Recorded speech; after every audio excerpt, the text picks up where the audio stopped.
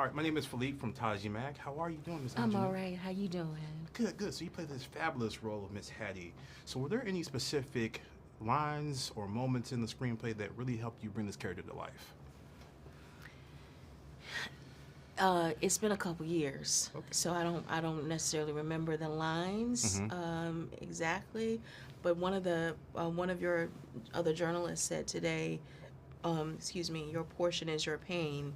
That was from one of the scenes, and that resonated with me a great deal because it was a moment for Hattie to express her rage, her anger, deeply rooted because of her not being able to be what she wants to be for her grandson, which Mm-hmm. is the thing in the world Yeah. that takes care of him, that protects him. That's a part of her identity, and it's been stripped from her. Okay. How do you interpret her hope for Elwood in a place where he's just not given any opportunities and just looked down upon? Well, I think she is that hope. Yeah. Just her showing up, Yeah. trying to. I'm getting emotional about it, but That's okay. it's her trying to show up for him Yeah. as much as she can, Yeah. even when they're trying to keep her away from him. She is that hope for him. Yeah, I mean, she gives so much. I mean, even with Turner, she has this maternal instinct. Can you talk about why she does that to him, even though he's a complete stranger? And this, I was gonna say the perverse way, but maybe that's not the way.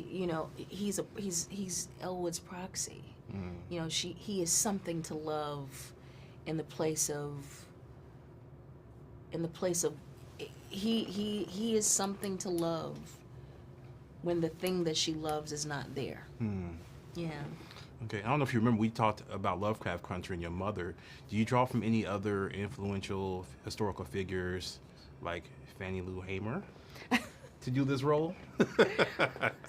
No, not Mrs. Hamer. Not Mrs. Hamer. I'd be interested to see how Mrs. Hamer she would have burned the place Yeah, down. she would Mrs. Hamer she would have been as like, calm.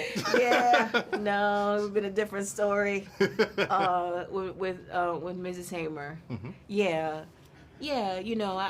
I in these conversations talking about Hattie, I realize I've been asked that about like who do I draw from.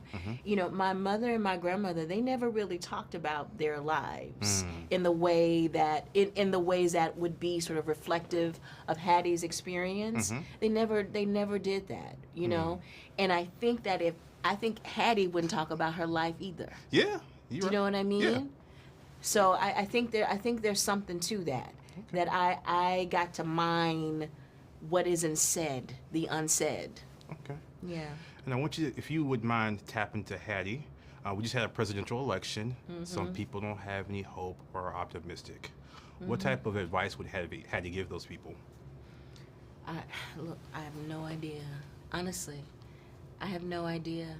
I'm looking for my Hattie Okay. at this moment. All right. Well, thank you so much for this interview. You've been wonderful, Thank you. and I hope to see you again. Hope to see you again too. Thank you. All righty. All right. Mom, take a